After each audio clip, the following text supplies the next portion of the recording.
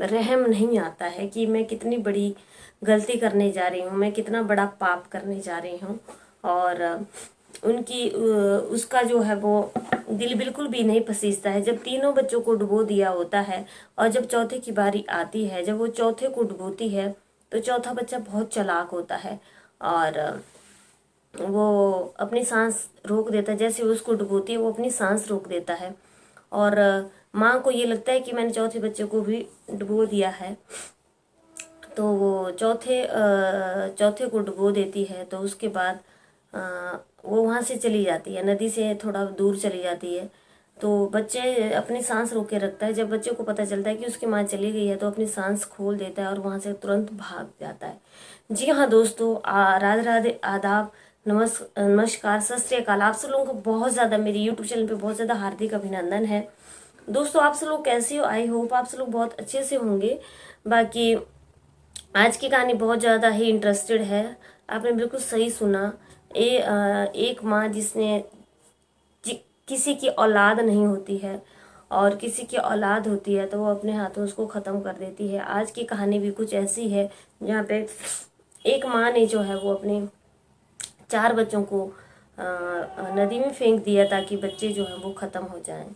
अब क्या हुआ कि आप पूरी कहानी सुनना, तभी आपको जो है वो पता चलेगा। तो चलिए आज की कहानी की शुरुआत करते हैं हम उत्तर प्रदेश के औरैया से। जी हाँ, आपने बिल्कुल सही सुना, उत्तर प्रदेश के औरैया की आज की कहानी है ये, जिसमें पिता होते हैं अवनीश, और पिता की जो है वो मृत्यु हो गई है और 1 साल हो गया पिता की मृत्यु हुए। उनके जो हैं वो 4 बच्चे हैं। 4 बच्चों में जो है वो एक माधव है, आदित्य है, मंगल है और सोनू है। सोनू जो है वो 8 साल का है। अब ये 4 बच्चे हैं और उनकी माँ है। पिता की मृत्यु हो जाती है और पिता की मृत्यु के बाद जो है वो कुछ मुआवजा भी मिलता है। 5 लाख जो है वो मुआवजा भी मिलता है माँ को। लेकिन माँ जो है वो अपने ससुराल में लड़ाई झगड़ा करती है और वहाँ से लड़ाई झगड़ा करके जो है वो अपने मायके में रहने के लिए आ जाती है। मायके जो है वो माँ रह रही है। अब माँ का संपर्क जो है वो सीधा उनके चचेरे देवर से हो जाता है, जहाँ वो अपने चचेरे देवर और चचिया सास के बीच में रहने लग जाती है और देवर जो है वो उसके संपर्क करता है। अब बात जैसे जैसे आगे समय बढ़ता जाता है दोस्तों, देवर और भाभी का जो है वो रिश्ता बहुत ज़्यादा मजबूत हो जाता है और उन दोनों का जो है वो आपस में प्रेम प्रसंग चल जाता है। इन लोगों का आपस में प्रेम प्रसंग इतना मजबूत होता है, इतना चलता है कि इस देवर होता है वो कुछ भी नहीं करता है और कुछ भी आपस में जो है वो ऐसी मजदूरी का काम करता था।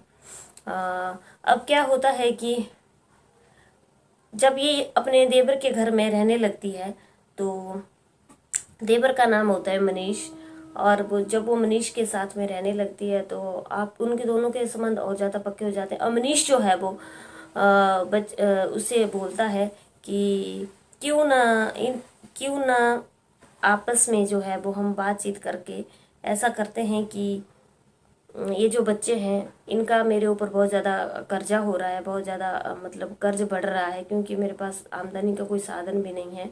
तो इन बच्चे को जो है वो बिल्कुल रास्ते से हटा दो और इन बच्चों को रास्ते से हटाने का आप एकदम प्लान बना दो। अब जो माँ होती है वो एकदम अपने देवर के कहने में आ जाती है और वो उनको हमेशा हमेशा के लिए रास्ते से हटाने के लिए तैयार हो जाती है।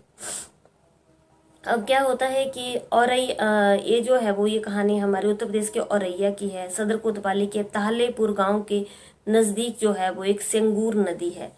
सेंगूर नदी ये सेंगूर नदी में जो है वो माँ क्या करती है, अपने बच्चों को ले जाती है। और जब माँ अपने बच्चों को ले जाती है तो चारों बच्चे माँ के साथ होते हैं। माँ क्या करती है, एक एक करके बच्चों को वहाँ पे डुबो देती है नदी में और उनको फेंक देती है, मार देती है। अब बचता है चौथा बच्चा। जब चौथा बच्चा होता है जिसका नाम सोनू होता है, 8 साल का है, उसको लगता है कि अब वो भी अपने भाई बहनों की तरह ख़त्म होने वाला है। लेकिन वो बहुत ज़्यादा चालाक होता है। उसकी माँ जैसे उसको नदी में डुबोती है तो वो नदी से थोड़ी देर के लिए जो है वो अपनी सांस रोक करके रखता है और जैसे ही वो अपनी सांस रोक करके रखता है तो माँ को लगता है कि ये भी खत्म हो गया है, अब मेरे को यहाँ से निकलना चाहिए, चलना चाहिए। तो वो जो है वो वहाँ से उसकी माँ निकल जाती है। और जब माँ वहाँ से निकल जाती है तो सोनू क्या करता है कि वो अपनी आंख खोलता है और वहाँ से एकदम भाग जाता है और नदी पानी में से मुंह निकालता है। माँ जो है वो उसके पीछे भागती है। ये बात जो है वो ये 28 जून 2024 की 28 जून 2024 की बात है, जिस दिन इस वारदात को अंजाम दिया गया। तो सोनू इतनी तेजी से भागता है, लेकिन माँ जो है वो उसके पीछे बहुत जोर से भागती है। अब जैसे जैसे माँ भाग रही है, आगे आगे सोनू भाग रहा है। सोनू दूर भाग जाता है और गांव के लोगों के पास चला जाता है और गांव के लोगों को अपनी सारी कहानी बता देता है। अब क्या होता है कि जो उनका जो चाचा होता है उनका जो है वो चाचा होता है। अब चाचा का नाम मनीष होता है और बुआ जो उसकी बुआ होती है। अब बुआ और चाचा मनीष वहाँ पे आ पहुँचते हैं और मनीष जो है वो उसके बच्चे को अपने पास ले लेता है। और जब बच्चा सारी घटना सुनाता है तो उनके पैरों तले जमीन खिसक जाती है। बुआ जो है वो बहुत भला बुरा कहने लगती है कि उसने उनके चारों बच्चों को ख़त्म कर दिया। अगर बच्चे उसके ऊपर बोझ हो रहे थे तो उनको क्या पता था कि वो उनको मार देगी। और वो देवर के साथ रहने लगी, हमने कोई आपत्ति भी नहीं की। हमें ये लगता था कि बच्चे कैसे कैसे पल जाएंगे, लेकिन हमें नहीं था पता कि ये आपस में बच्चों को मारने की प्लानिंग कर रहे हैं। अब होता क्या है कि पुलिस जो है वो बहुत ज़्यादा इनके पीछे पड़ जाती है। जब पुलिस में इन्फॉर्म किया जाता है, गांव के लोग और बुआ और चाचा जो है वो पुलिस में चले जाते हैं और पुलिस में सारी वारदात को बताते हैं। और जो बच्चा है सोनू बहुत सहमा हुआ है, पुलिस के बयान चल रहे हैं और वो अपने बयान पुलिस को दे रहा है। बहुत घबराया हुआ भी है कि उसके साथ न जाने क्या हो जाए। और पुलिस जो है वो उसके बयान लेते हैं और फिर उसको जो है वो जो उसकी माँ होती है प्रियंका और जो उसका देवर होता है, देवर का नाम आशीष है, आशीष को जो है वो गिरफ्तार कर लिया जाता है। प्रियंका और आशीष को पुलिस जो है वो साईं मंदिर आनेपुर से पकड़ लेती हैं। वहीं पे जो है एक साईं मंदिर है, आनेपुर एक जगह है जहाँ से इन दोनों को जो है पुलिस अरेस्ट कर लेती है।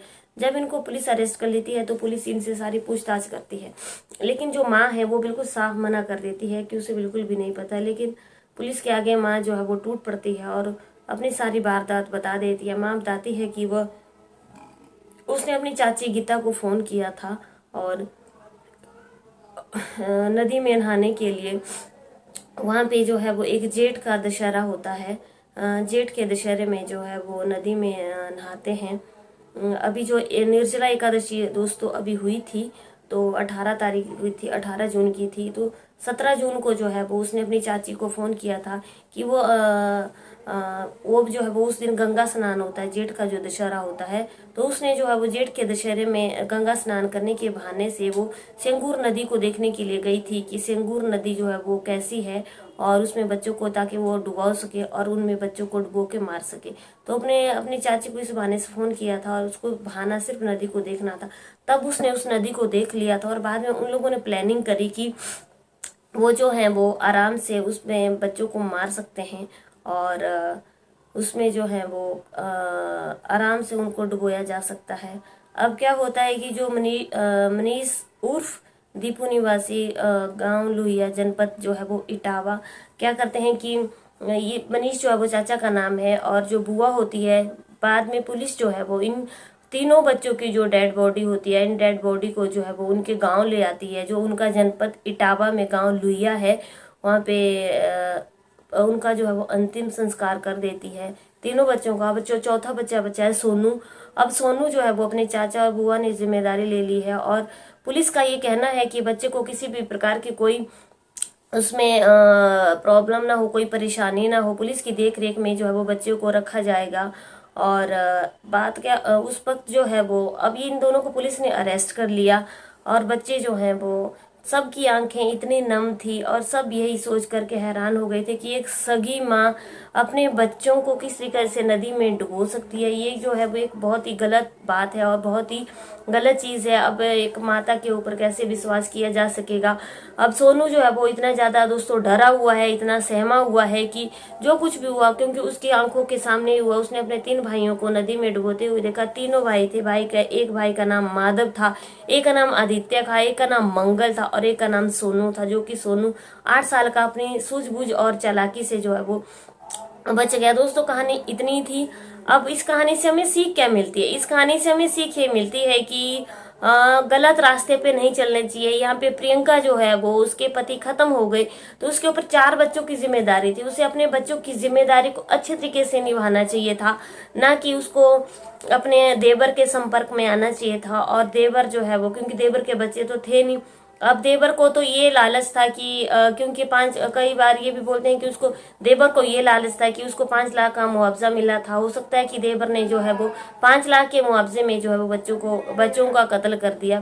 दोस्तों आज की कहानी यहीं पे खत्म होती है। उम्मीद करती हूँ कि आपको आज की कहानी अच्छी लगी होगी। अच्छी लगी लाइक शेयर कमेंट जरूर करना। चलिए कल की कहानी में फिर से मिलती, तब तक के लिए बने रहिए मेरे चैनल पे। जय हिंद, जय भारत।